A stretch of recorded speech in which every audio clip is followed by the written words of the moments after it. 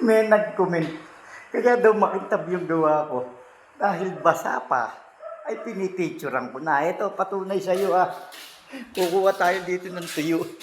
Sa totoo lang, hindi pa nga masyadong makintab to dahil hindi ko pa nililigan ng 2,000 tsaka 1,000 eh. O yan. O, tuyo na yan.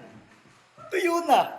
O, nakita mo na, makintab pa rin. Ayan o, hinawakan ko pa o. Ayan o, hinawakan ko pa o. O, tuyo na. Ibig sabihin, kaya daw makintab yung mga gawa ko kasi basa pa, pinipicture ako no. Ayan pa yung ano.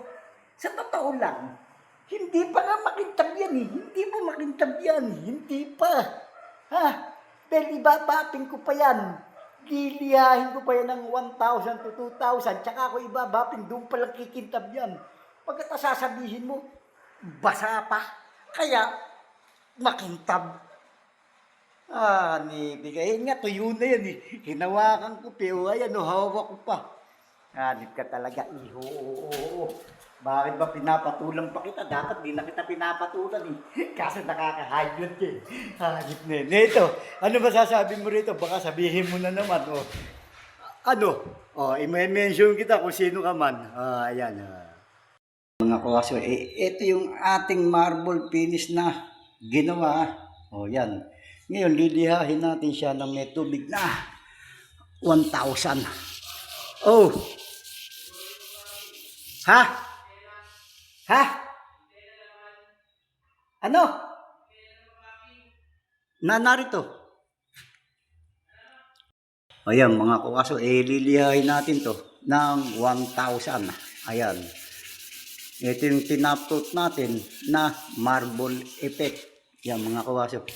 Dito nyo makikita ngayon yung pearl. Ayan, yung kumikinang kapag ito, ibinapin na natin pero lilihahin muna natin siya ng 1,000. Yung iba, 2,000 na pinangliliha. Ayan. Pero ito, sa 1,000, kuha naman, pudpud naman itong 1,000. May tubig yung ating ginagamit. Ngayon, sa pagpabapil, ganun din. Lalagyan din natin ng tubig. Ayan. Yung iba, paint thinner ang ginagamit. Pero huwag kayong gagamit ng paint thinner mga kawaso kasi yung hindi siya kikintab pag paint thinner. Kasi ang gamit natin dito na pang-buffing, yung wrapping compound ay Menserna. Ayan. Bumili lang tayo ng tingi na Menserna. At pagkatapos, ito sundan nyo na rin to. Pagkatapos ng wrapping, ito na. Yung Menserna na wax. O yan, kaya gaganda talaga ng husto itong ating marble finish. O yan po mga kawaso. Ililihain ko muna ng buo. Sunod, mamaya makikita nyo.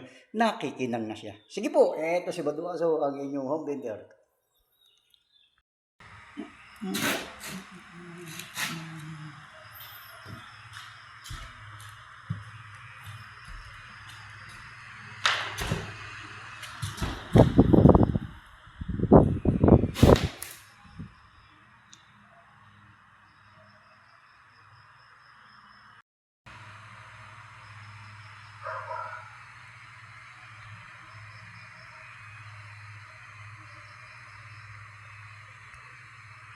Kawaso, ito yung ating pininisa.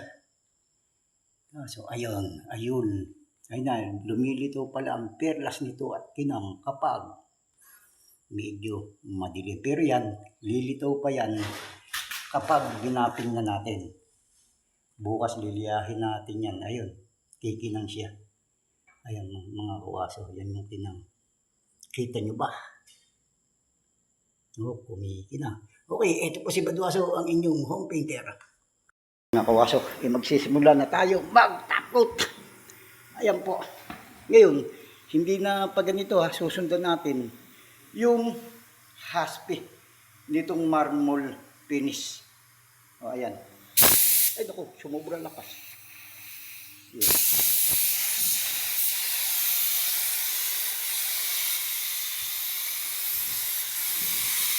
Naku, walang naghahawak nitong lungkot mga kawaso. Ayan, medyo nilakasan natin yung hangin kasi baka tumulok. Ayan, mamaya medyo mahina na hangin Dali. Kasi walang humahawak nitong hawak-hawak ko to. Yan, pagkatapos adjust natin yung hangin. Yan, adjust muna natin. Ayan mga kawasa. Ayun. Tamang timpla. Ayan. Simulan natin dito ulit. Kaya sinusundan ko kung ano yung hinasti ko. Ayan, kung nakikita nyo. O yan yung ating marble effect na tinatawag. Ayan, finish na tayo dito sa tattoo. Pero lilihahin pa rin natin yan. Tapos ibabaping. Ayan, konti na lang yung top coat natin. 1 litro ang naubos. Ayan, ang gamit natin ay K92. Ayan, wala na. Okay na yan. Wala na pala. Ubus na pala. Mga kawaso, wala na. Wala na pala. Sige, okay na yan. Ay, naku, hirap. Hindi. Ayan, 1 litro. Dapat pala dyan, mga dawal-lawang litro. Pero okay na yan. O ngayon, ito yan. Ito, nabugahan na natin yan eh. Ito. O. Ngayon, patutuyuin na lang natin. Tapos, tsaka natin lilihahin ng 1,000. Sunod, bapping. Ayan, mga kawaso. Yung ating gawa na marble effect. Yan na, natapos na tayo dito sa marble effect.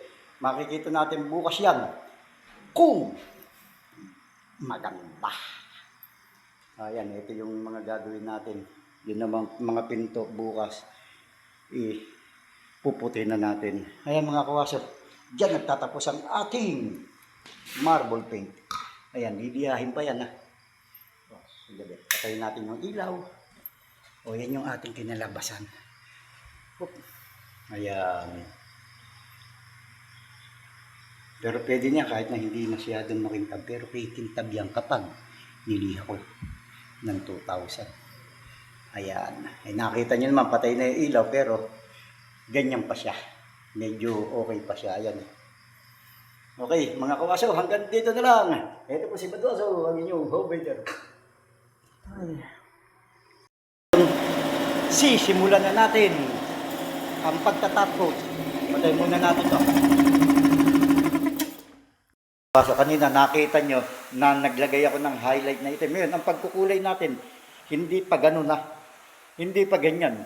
Kailangan susundan nyo yung ano ng highlight. Ayan, medyo malakas lang yung ating hangin. Kaya nilalayo ko yung ano na spray dyan. Ayan. Ayan, medyo pinalalabo lang natin siya ng konti. Ayan. Okay. Ayan po yun ha. Dito naman tayo. Kasi yan, nag-iiba-iba kulay yan. Kumbaga sa ano, yung highlight yung inaano natin. Pagka-top coat, makikita nyo yung ibinubuga kong kulay. Ito. Yan, magiging para talagang marble.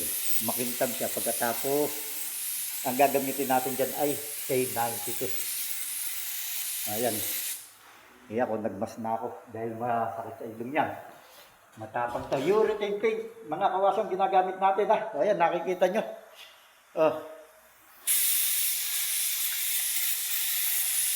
Medyo pinalalabo lang natin siya. Para magiging tunay na marmol sa paningin ng iba. Pero siyempre, kayo nakita nyo kung paano ko ginawa. Ayan, sa mga basher sasabihin, basic na naman. Mga ano talaga yung mga basher na yan. Nawawala na naman. Ayan, mga kawaso. Ayan, ganyan lang. Pagkatapos, titignan natin mamaya kung okay na sa paningin ko. At kung okay na rin sa paningin nyo, itatapos na natin yan. Ayan, para lang tayo nagkukulay sa varnish. Kasi medyo pinalalabo natin para magtingin tunay na marmol. Ayan na.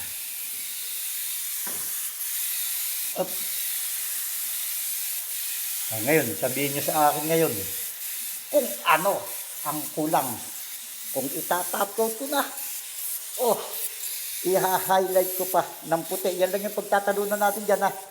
Kung i-highlight ko na, kung itatop coat ko na, o ipuputi ko pa. Ano sa palagay nyo, mga kawaso? Kayo na ang sumagot sa tanong ko. Masyadong mahaba. Ikot tayo sa kabila. Dito ko nilagay yung compressor eh. Kasi masyadong mabigat. Yan. Ito yung ito yung dating walang spray ng kulay.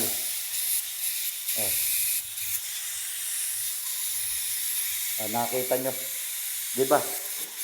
Parang nagiging marmuli siya kasi medyo pinalabo mo, pinapatay mo yung masyadong kulay.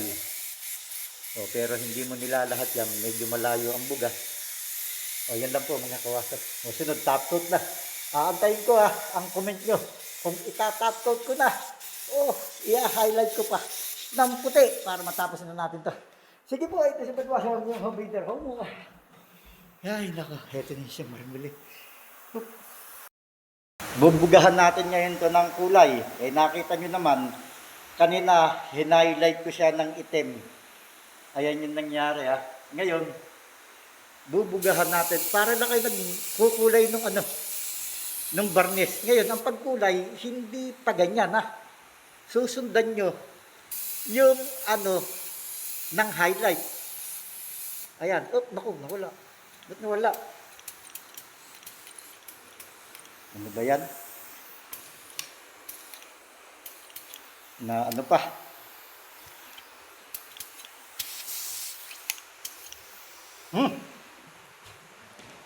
Dali lang.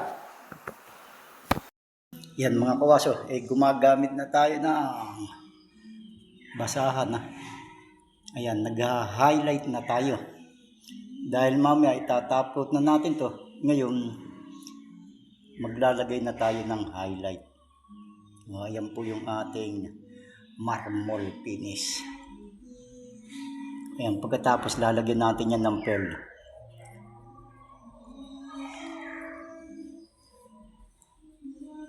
Ayan mga kawaso. Ayan, unti-unti natin lalagyan ng highlight yan. Pagkatapos dito, puputi natin. Tapos yung pearl. Pagkukulay niyan, magiging maganda na yan. Ayan, ito yung itim. Acry color. Black lang yung ginamit natin dito. Dun sa itim. Ayan.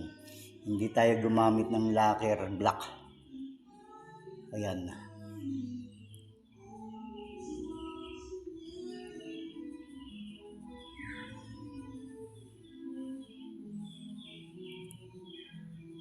Pagkatapos ito, lilinawan natin ang highlight ng puti. Ayan po yung ating marble finish mga kawaso.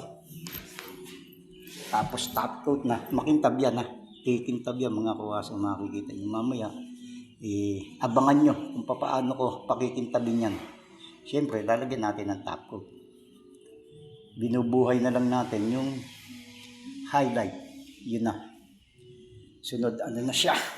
Top coat natin mamaya. Makikita nyo na mamaya mga kawaso kung paano natin siya pakikintabin. Sige po, ito si Badwaso. Halin nyo, home builder. Abangan nyo, abangan. Mga kawaso, ito, top coat na lang natin to Pero may shading pa tayong lalagyan dyan. Ayan, nasa baba lahat ng pinto. Nito, kitchen cabinet, na epoxy primer na natin yun. At pinatutuyo lang natin. Sunod, magpa-primer surfacer na tayo. Ito, babatakan natin ng pati to. Yung kikintab din to. Ayan mga kawaso. Sadya kong matagal ang duko kaysa sa varnish. Ayan po. Kasi ito, binarnisan natin. Ayan, yan yung pinto. Binarnisan natin yan. Sandali lang ginawa. Pero pag duko, matagal talaga. Alam po yan ng ating mga kapwa pintor. Lalo po na to. Ayan, matagal po yan ginawa kung hindi marunong ang gagawa. Ayan po.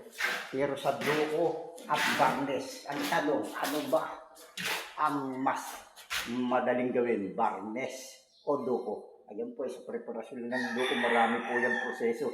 Sa varnish, kahit natural, sanding sealer at clear gloss lang. Pero sa duko, marami pong proseso. Kaya yan po sana naiintindihan niyo po kung bakit tayo nagtatagal sa duko. Kaya yan po, ito si Badwaso, ang inyong home painter.